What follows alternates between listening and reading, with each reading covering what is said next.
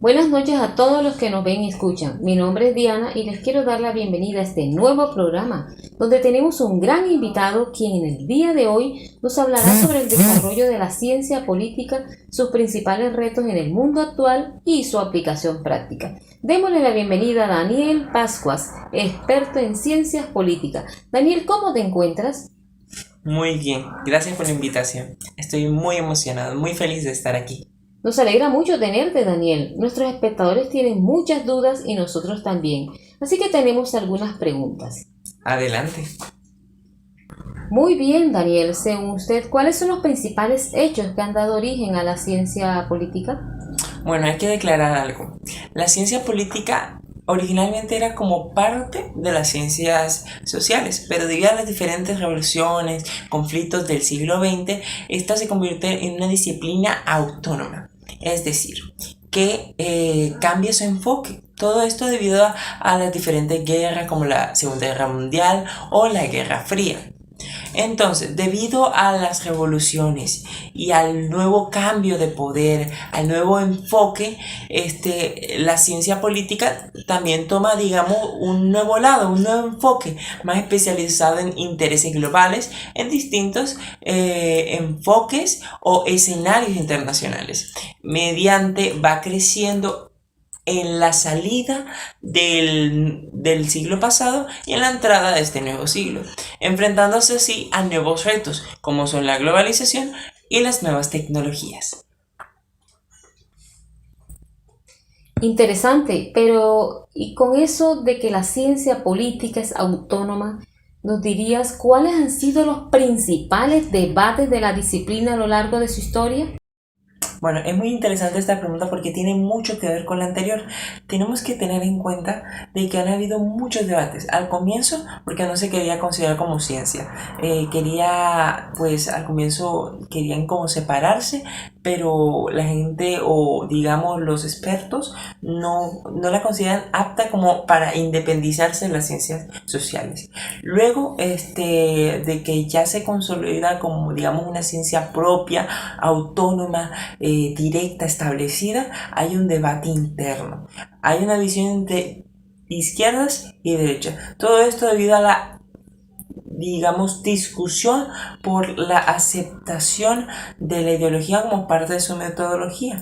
Y esto, aunque es, digamos, malo por el conflicto y la división, realmente relativamente es bueno, ya que permitió ver diferentes perspectivas sobre un mismo tema, que al final esas perspectivas aportan a, digamos, a la ciencia política en sí.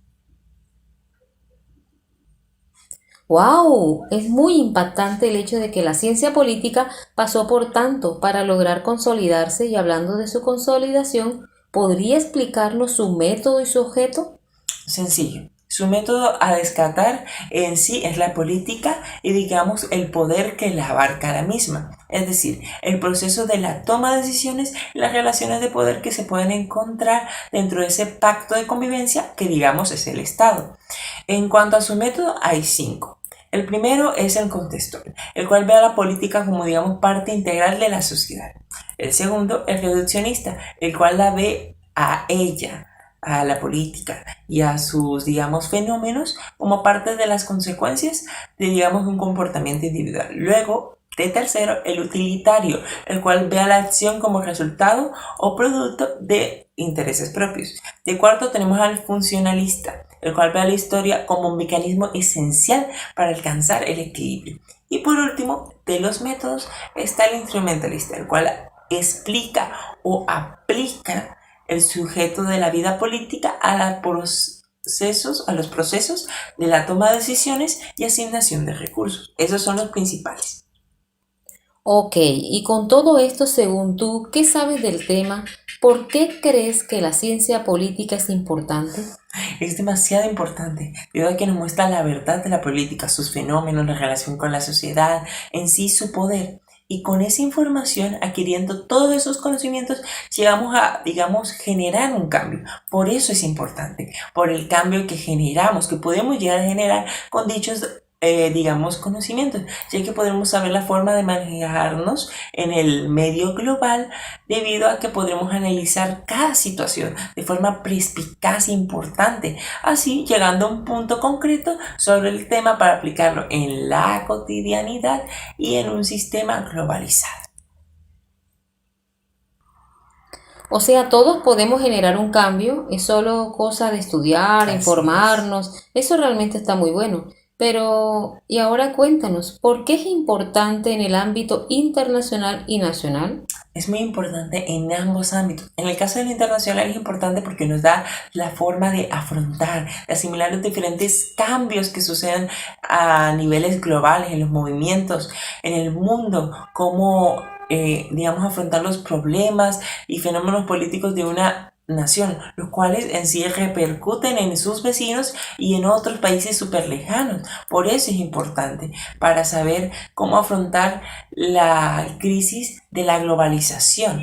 Y en el caso nacional es muy importante, especialmente para, digamos, los ciudadanos, quienes viven en esos países, ya que es importante saber el poder político, su influencia y cómo repercuten las diferentes instituciones para, digamos, mantener a la comunidad del país estable. Totalmente de acuerdo contigo. La ciencia política es el medio de conexión con el mundo, en pocas palabras, pero como todo en la vida debe tener retos, así que ¿cuáles crees que son los principales retos de la disciplina hoy en día?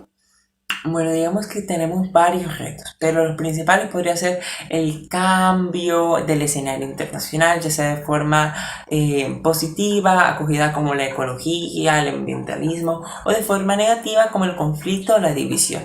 Una sociedad líquida también podría ser, digamos, un reto, es decir, se aferra a las relaciones humanas y puede que, digamos, llegue a depender de, digamos, los fenómenos positivos. Las nuevas tecnologías, como lo dije anteriormente, abarcan mucha información, por ende, la inmensa intercomunicación dada por la globalización, la cual es otro punto importante, hace que esa información se expanda, por ende, digamos, la ciencia política, digamos, varios recursos. Adicional a esto vemos cambios más concretos como el demo, la decisión de información precisa debido a la amplia información y los datos que manejan, digamos que hay ciertas restricciones en eso, ya que solo pueden ser por ciertos oficiales y especialistas.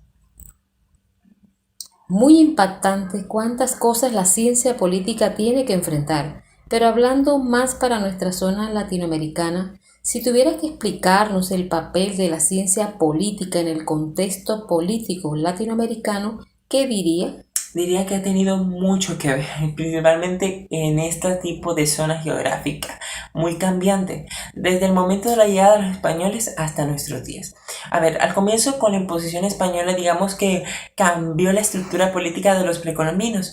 Luego se ve un cambio, digamos, con la liberación de las colonias, puesto que hay muchas diferencias, digamos, a nivel externo, como, no sé, con los diferentes países, lo cual generan conflictos y también hay, digamos, diferencias dentro de los países, que genera fenómenos de violencia interna dentro de esto.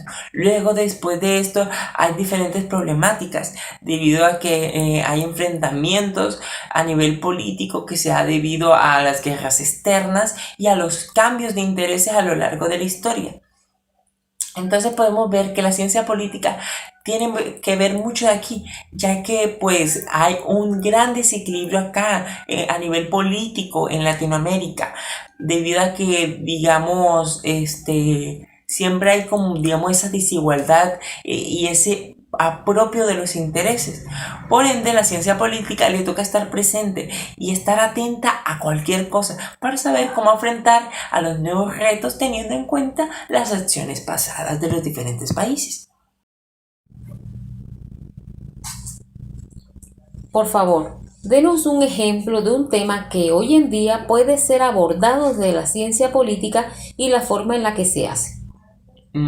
Bueno, un tema que anteriormente era muy presente y que incluso ahora tiene disidencias que se manifiestan es el nazismo. el cual desde la ciencia política puede ser estudiado principalmente desde el punto en que este movimiento llega a ser un fenómeno, se convierte en un fenómeno de alta influencia, dada por su líder Hitler al pueblo alemán, al punto de expandirse entre varios países como los Países Bajos y España. Dio tal imponencia dada por la Segunda Guerra Mundial y su altiva voz por la supremacía blanca. Hoy, incluso hoy, hay proyectores y personas que, al igual que en el pasado, son influenciadas de igual forma basada en sus dialectos y hechos históricos, que impulsan y animan por ese mismo fin tan imponente, es decir, la supremacía blanca y el oro judaico. Interesante y muchísimas gracias en serio por estar con nosotros. Esto ha sido todo. Muchas gracias.